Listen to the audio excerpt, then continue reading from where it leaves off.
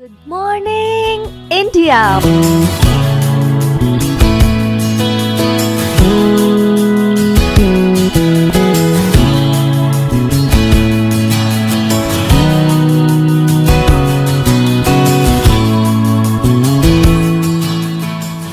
Monday to Friday. Back to back classes Live from studio. तो यहाँ पे हम रक्त की बात करेंगे। सबसे पहले देखो कि जो हमारी हड्डियाँ होती है, अगर हड्डियों को हम काट दें तो वो इस तरह की दिखती है। और काटने के बाद जो हमारी हड्डियाँ होती है उसके अंदर एक जो थोड़ा सा मुलायम सा अंदर जो होता है थोड़ा सा मुलायम होता है, जिसको हम कहते हैं अस्थि मज्जा। यही होता है अस्थि मज्जा, और अस्थि मज्जा में ही होता है हमारा जो रक्त है इसका बनना। तो रक्त का उत्पादन जो होता है वो अस्थि मज्जा में होता है। तो अस्थि मज्जा क्या है, जैसे मान लो ये हड्डी है और इस हड्डी को मैं काट देता हूँ तो इसको सामने से मैं देखूंगा तो गोल दिखेगी, और अंदर जो है इसमें जो अंदर वाला भाग होता है हड्डी का वो क्या होता है, थोड़ा सा मुलायम होता है। ये यहाँ पे दिख रहा है आपको, इस चित्र में देखो, ये जो भाग है ये मुलायम वाला भाग, बीच वाला भाग, इसी में रक्त का उत्पादन होता है। तो रक्त कोशिकाओं का उत्पादन या लाल रक्त कणिकाओं का उत्पादन कहाँ होता है, अस्थि मज्जा में होता है। अब हमारे शरीर में हम अगर हमारे हाथ को भी हम देखें तो हमारे हाथ में भी हमको जो कुछ नीले कलर की लाइनें दिखती है, कुछ लाल कलर की दिखती है। तो यहाँ पे लाल और नीला क्यों दिखता है कि जो लाल रक्त होता है वो होता है शुद्ध रक्त। शुद्ध रक्त का क्या मतलब है, ऐसा रक्त जिसमें क्या हो, ऑक्सीजन हो, O2 ऑक्सीजन, जिसमें क्या हो, ऑक्सीजन की उपस्थिति हो, वो तो क्या होता है शुद्ध रक्त। और जिसमें कार्बन डाइऑक्साइड की उपस्थिति होती है वो होता है अशुद्ध रक्त। शुद्ध रक्त और अशुद्ध रक्त का हमें मतलब पता है कि जब हम श्वास लेते हैं तो ऑक्सीजन हमारे शरीर में जाता है, ऑक्सीजन O2 हमारे शरीर में जाता है। जब हम सांस छोड़ते हैं तो CO2 कार्बन डाइऑक्साइड हमारे शरीर से बाहर निकलता है, क्योंकि हमारे शरीर में जब ऑक्सीजन जाता है तो उससे खाने, जहाँ पे हमारे शरीर के जो अंग होते हैं वहाँ पे खाना जो हम खाते हैं उससे ऊर्जा बनती है, और ऊर्जा बनने पर वापस कार्बन डाइऑक्साइड निकलती है, और वो कार्बन डाइऑक्साइड वापस खून से हमारे फेफड़ों में आती है, और फेफड़ों से हम श्वास के द्वारा CO2 को बाहर निकाल देते हैं। तो जब CO2 वाला रक्त जिन नलियों में प्रवाहित करता है वो उनका रंग होता है नीला, और जो ऑक्सीकृत रक्त होता है जिसमें ऑक्सीजन उपस्थित होता है उसे उसका रंग होता है लाल। तो नीला और लाल इसलिए दिखता है। अब अगर हम सामान्य मनुष्य की बात करें तो सामान्य मनुष्य में 5 लीटर जो रक्त है वो विद्यमान रहता है। जो हमारा जो स्वस्थ मनुष्य होता है उसमें 5 लीटर रक्त रहता है। और जो अगर पीएच की बात करें हमारे रक्त की तो ये लगभग 7.4 इसका पीएच होता है। 7.4 का मतलब 7 से ज़्यादा है, और 7 से ज़्यादा अगर पीएच होता है किसी भी चीज़ का बच्चों तो वो क्या होता है, क्षारीय। तो रक्त क्या है, क्षारीय है। रक्त क्या है, क्षारीय है। समझ में आता है। तो यहाँ पे हमने क्या देखा कि जो लाल रक्त है वो उसका उत्पादन होता है लाल उसमें किसमें, अस्थि मज्जा में, अस्थि मज्जा में। और लाल किसके कारण है, ऑक्सीजन की उपस्थिति के कारण। तो ऑक्सीजन की उपस्थिति होगी तो उसको हम बोलते हैं ऑक्सीकृत रक्त। क्या बोलते हैं, ऑक्सीकृत रक्त या फिर ऑक्सीजनित रक्त। और इसी तरह अगर कार्बन डाइऑक्साइड की उपस्थिति रहेगी तो कौन सा दिखेगा, नीला दिखेगा। और नीला दिखेगा तो उसको हम बोलते हैं वी ऑक्सीकृत रक्त। तो ये भी हम समझ सकते हैं। आगे देखते हैं। अगर हम रक्त की बात करें तो रक्त का क्या मतलब है, रक्त दो चीज़ों से मिलकर बना होता है, एक तो प्लाज्मा और दूसरा रक्त कण। प्लाज्मा की उपस्थिति इसमें होती है 55%, लगभग 55% प्लाज्मा होता है, और 45% क्या होता है, लाल रक्त या फिर रक्त के कण होते हैं। लाल रक्त नहीं, रक्त के कण होते हैं 45% और 55% होता है प्लाज्मा। अब जो रक्त कण होते हैं इनको हम 3 भागों में बांटते हैं। पहला जो है वो है लाल रक्त कोशिका है, दूसरा है श्वेत रक्त कोशिका है, और तीसरा है बिंबाणु। मतलब प्लाज्मा के अलावा जो रक्त कण है इसको हम 3 भागों में विभाजित करते हैं, लाल रक्त कोशिकाएं, श्वेत रक्त कोशिकाएं और बिंबाणु। ठीक है। लाल रक्त कोशिकाओं की अगर बात करें तो इनका रंग लाल होता है, क्योंकि नाम से समझ में आ रहा है। इनका रंग लाल इसलिए होता है क्योंकि इसमें हीमोग्लोबिन होता है।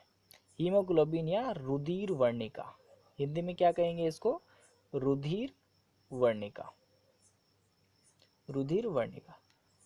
अब क्या होता है, लाल रक्त कोशिकाओं में हमारे ऑक्सीजन प्रवाहित करता है, क्योंकि इसका रंग लाल है, इसमें ऑक्सीजन जो हमारे शरीर के सभी भाग है वहाँ तक पहुँचाया जाता है। और इसका जो जीवन काल होता है 120 दिन होता है। जीवन काल का क्या मतलब होता है कि जो लाल रक्त कणिकाएं हैं ये 120 दिन में मर जाती है और फिर नई रक्त कोशिकाएं जो होती है, नई रक्त कणिकाएं वो बन जाती है। तो लाल रक्त कोशिकाओं का जीवन काल होता है 120 दिन। और इनमें जो कोशिकाएं होती हैं इनमें केंद्रक नहीं पाया जाता बच्चों, इनमें केंद्रक नहीं पाया जाता। तो ये लाल रक्त कोशिकाओं की हमने बात की। अच्छा, इनका उत्पादन कहाँ होता है, अस्थि मज्जा में होता है, हमने बात कर ही लिए। जो लाल रक्त कणिकाएं जिनका उत्पादन कहाँ होता है, अस्थि मज्जा में, अस्थि मज्जा में। अगर श्वेत रक्त कणिकाओं की बात करें तो श्वेत रक्त कणिकाएं जो होती है प्रतिरक्षा प्रणाली का मुख्य भाग है। प्रतिरक्षा प्रणाली का क्या मतलब है कि जो हमारे शरीर में रोगों से लड़ने की क्षमता प्रदान करता है वो श्वेत रक्त कणिकाएं ही करती है, या फिर श्वेत रक्त कोशिकाएं ही करती है। और इनका जीवन काल कुछ दिन से लेकर वर्षों तक हो सकता है। मतलब इनका जो जीवन काल है वो निश्चित नहीं है, कुछ दिन भी हो सकता है, कुछ वर्ष भी हो सकता है, कुछ महीने भी हो सकता है।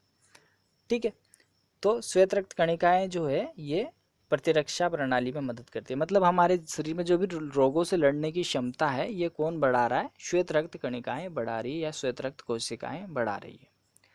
इसलिए इसको शरीर का जो सोल्जर है, शरीर का सैनिक, क्योंकि सैनिक का काम क्या होता है, किसी चीज़ की रक्षा करना, और ये हमारे शरीर की रोगाणु से रक्षा कर रही है, इसलिए इसको शरीर का सैनिक या फिर शरीर का रक्षक भी कहा जाता है।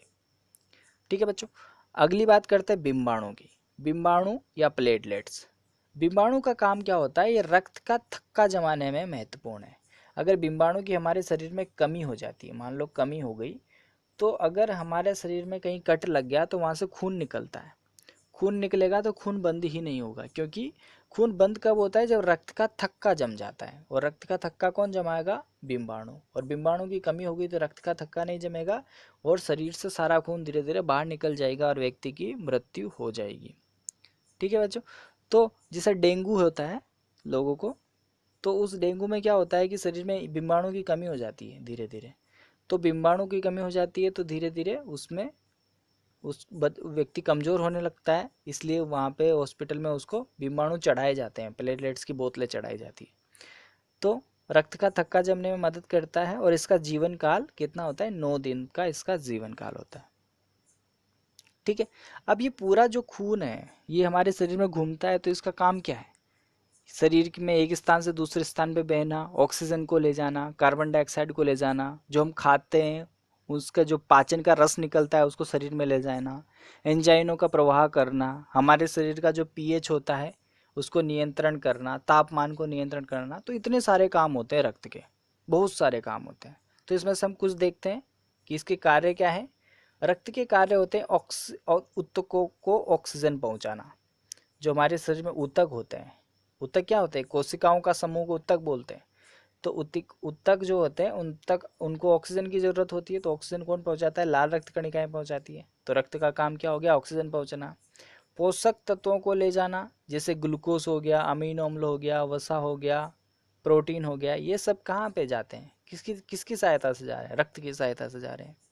उत्सर्जी पदार्थों को शरीर से बाहर निकालना। उत्सर्जी पदार्थ जो शरीर से बाहर निकालने वाले पदार्थ है, जैसे जो टॉयलेट करते हैं हम, जिसको हम यूरिया बोलते हैं। ठीक है, कार्बन डाइऑक्साइड जो है, जो गैस है, लैक्टिक अम्ल है, ये सब क्या है, शरीर से गंदगी है जो शरीर से बाहर निकलती है। प्रतिरक्षात्मक कार्य करना कौन करता है, ये श्वेत रक्त कणिकाएं, हमने बात की श्वेत रक्त कणिकाएं या श्वेत रक्त कोशिकाएं। ठीक है, ये प्रतिरक्षा करती है। तो रक्त का काम क्या होगा, प्रतिरक्षात्मक करना। संदेशवाहक करना। संदेशवाहक का क्या मतलब है कि जो हमारे शरीर में हार्मोन होते हैं उनसे संदेश जाता है हमारे दिमाग को, तो वो भी रक्त के थ्रू जाता है। ठीक है, शरीर में पीएच का नियंत्रण करना, तापमान नियंत्रण करना, और शरीर के एक अंग से दूसरे अंदर तक जल का वितरण करना। ये भी किससे संपन्न होता है, रक्त से, या फिर जो खून होता है उससे संपन्न होता है। तो बहुत सारे कार्य हैं वो हम लिख सकते हैं। तो इसको रटने की ज़रूरत नहीं है, अगर रट्टा मारने की ज़रूरत नहीं, इसको समझना है। तो सब कुछ यहाँ पे समझ में आता है हमको कि रक्त क्या होता है। इसमें सबसे बड़ा भाग होता है प्लाज्मा, फिर होता है रक्तकण। रक्तकण को 3 भागों में विभाजित करते हैं, लाल रक्त, श्वेत रक्त और बिंबाणु। अच्छा, एक और बात, जो लाल रक्त है उसको आरबीसी कहते हैं, आरबीसी। श्वेत रक्त को डब्ल्यूबीसी। तो ये अंग्रेजी के शब्द हैं। आरबीसी मतलब रेड ब्लड सेल, मतलब लाल रक्त कोशिकाएं। डब्ल्यूबीसी मतलब वाइट ब्लड सेल। तो वाइट का मतलब सफ़ेद, श्वेत, बी का मतलब ब्लड, सी का मतलब सेल, तो श्वेत रक्त कोशिकाएं। ठीक है, तो आरबीसी डब्ल्यूबीसी लिखा रहता है तो उससे भी घबराना नहीं है, उसका मतलब ही यही है। अब यहाँ पर कुछ हमारे अभ्यास के प्रश्न हैं, ये देखते हैं कि रुधिर का द्रव्य वाला भाग कहलाता है। ये है हमारा पहला प्रश्न। तो रुधिर की बात की, रक्त की बात की, तो रुधिर में 2 तरह की चीज़ थी। देखो, 55% तो क्या था, प्लाज्मा था, और 45% जो था वो था रक्तकण। तो ये जो प्लाज्मा वाला है, ये प्लाज्मा जो है, प्लाज्मा जो है, ये प्लाज्मा जो होता है, ये क्या होता है, ये होता है द्रव्य वाला भाग। जो प्लाज्मा है ये द्रव्य वाला भाग है। इसके अंदर रक्तकण पड़े होते हैं। जो ये रक्तकण है 45%, ये होते हैं ठोस। ये द्रव्य नहीं होते, ये ठोस होते हैं। तो ये प्लाज्मा के अंदर घुले रहते हैं और प्लाज्मा के साथ साथ बहते रहते हैं। तो ये है। तो प्रश्न था रुधिर का द्रव्य वाला भाग कौन सा है, तो प्लाज्मा है। अच्छा, इसको मैं मिटा देता हूँ, अगला प्रश्न देखते हैं। अगला प्रश्न है, निम्न में से कौन सी कोशिका श्वेत रक्त कणिका नहीं है। श्वेत रक्त कणिका, तो यहाँ पे देखो ख ऑप्शन देखो, यहाँ पे बिंबाणु। बिंबाणु क्या है, एक रक्त कोशिका है पर श्वेत रक्त कोशिका नहीं है। अगला प्रश्न देखो, साधारणतः लाल रक्त कोशिकाओं का विकास कहाँ होता है, तो लाल रक्त कोशिकाओं का विकास होता है अस्थि मज्जा में। अस्थि मज्जा में किसका विकास होता है, लाल रक्त कणिकाओं का या लाल रक्त कोशिकाओं का। तो इस तरह से हम तीनों प्रश्न कर सकते हैं। तो बच्चों, आपको रक्त के बारे में समझ में आया होगा, और अगर आपको समझ में आता है हर चीज़ तो आप वीडियो को लाइक कर दीजिए